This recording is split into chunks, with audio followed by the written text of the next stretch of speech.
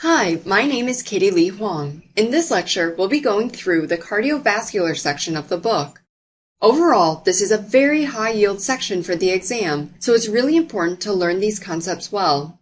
The section will be very heavy on physiology, and a lot of the applications of pathology and pharmacology in this section will be based on a solid understanding of that physiology. It takes most students time and practice to really master these concepts. We'll explain some of the harder concepts and use images and audio files to drive things home. On the other hand, some of the information basically needs to be memorized, and we won't do much more than mention those. Along the way, we'll use questions and mini cases to test our understanding, and hopefully by the end, you'll have a better sense for the board-relevant topics in the section and how to apply them on your exam. Okay, let's begin with the development of the heart.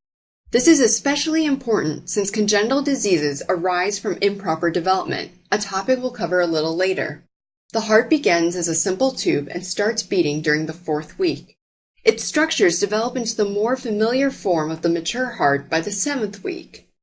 The truncus arteriosus, which you can see here, gives rise to the ascending aorta and pulmonary trunk. The bulbus cordis gives rise to the right ventricle and the right and left outflow tracts. The primitive ventricle becomes part of the left ventricle, and the primitive atrium becomes the trabeculated parts of the left and right atria. For the lower structures on this diagram, remember that this tube will loop around so that the place where blood comes into the heart, which is at the right atrium, is situated at the right superior aspect of the heart. So the left and right horns of the sinus venosus become the coronary sinus and the smooth part of the right atrium, respectively. Lastly, the right common and anterior cardinal veins, which feed into the sinus venosus, become the superior vena cava. Normally, the truncus arteriosus divides into the pulmonary artery and the ascending aorta, and the septum that divides the two structures arises from the neural crest.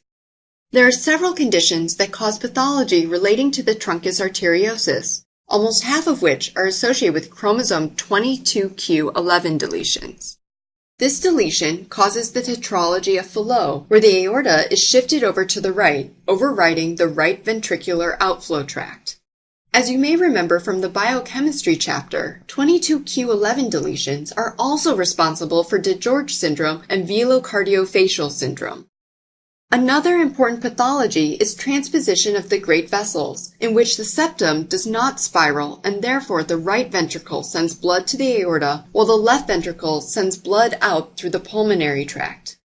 Lastly, a persistent truncus arteriosus is when the septum does not form at all, and blood ejected from the left and right ventricles is mixed together as it leaves the heart. We will discuss all of these conditions in more detail a little later. The next heart structure we'll cover is the interventricular septum. Normally, this starts with the muscular ventricular septum, seen here, arising from the base of the heart. As we mentioned on the last slide, the aorticopulmonary septum, which you can see here, forms within the truncus arteriosus. The hole between these is the interventricular foramen. As the muscular ventricular septum grows, it eventually fuses with the aorticopulmonary septum, closing the interventricular foramen. The endocardial cushion, which we'll discuss on the next slide, separates the atria, but also contributes to the ventricular septum. If the ventricular septum does not form properly due to improper neural crest migration, transposition of the great vessels or persistent truncus arteriosus can result. Also, blood can pass freely between the ventricles if the septum does not develop properly. Since the left ventricle pumps with more pressure than the right, this initially causes left to right shunting. This shunting, though, reverses to a right to left shunt. Why does this occur? Well, the left to right shunt causes vascular hypertrophy, increasing pulmonary resistance to blood flow. This is known as Eisenmenger syndrome.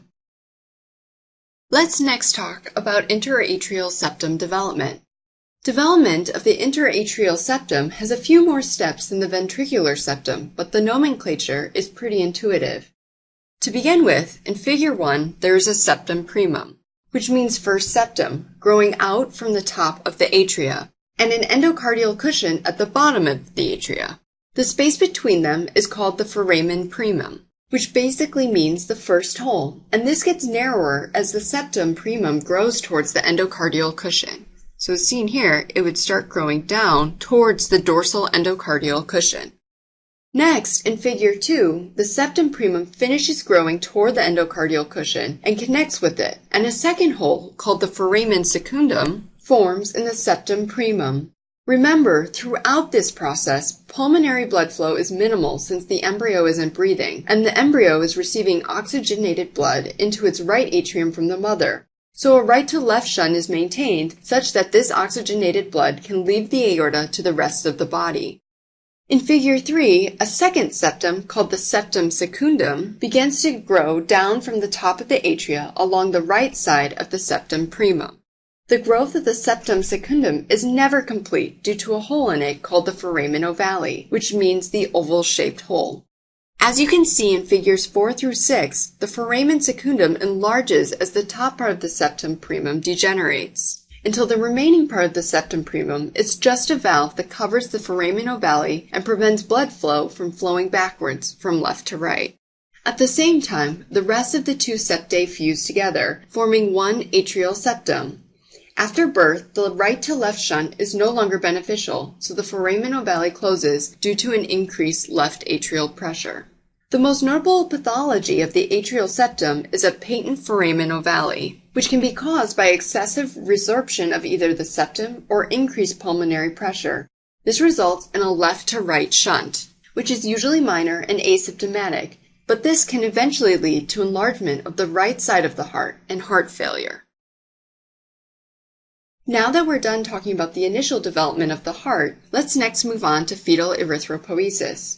Erythropoiesis begins in the third week of development, with blood islands appearing in the mesoderm around the wall of the yolk sac.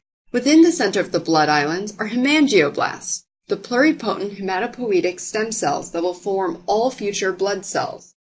Although the first blood cells arise in the yolk sac, this site of blood formation is only temporary.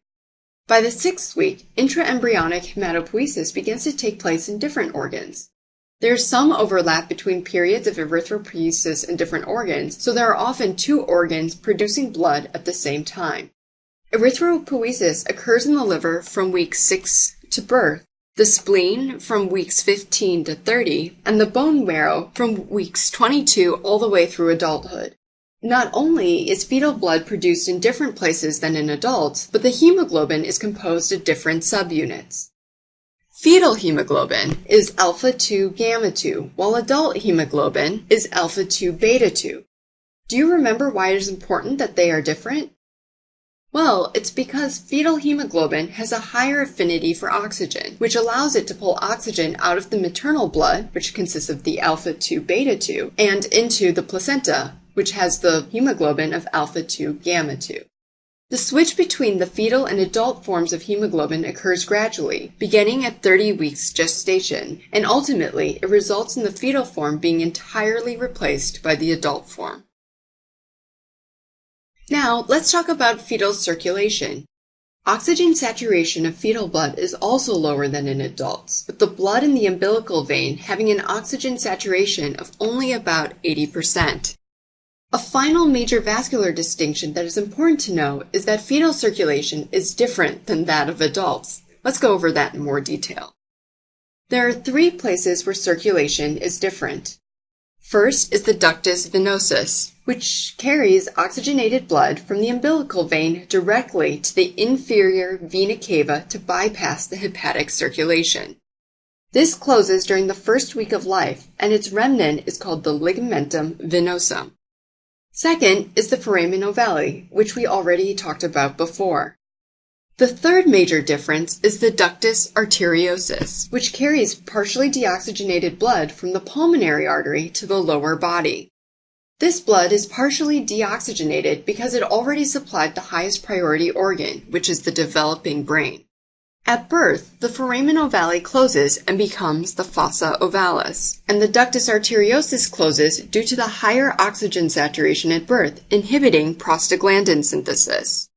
Drugs that inhibit prostaglandins, such as indomethacin, will help to close the PDA. Prostaglandins, on the other hand, will help keep the PDA open. This next slide is a review of the important fetal structures that are critical in development of the fetus but are no longer necessary in the adult. We won't go over this again here, but it is important to know the names of the structures in both the fetus and adult, as remnants of the embryological structures can result in pathology. This table can be a helpful review as we go forward.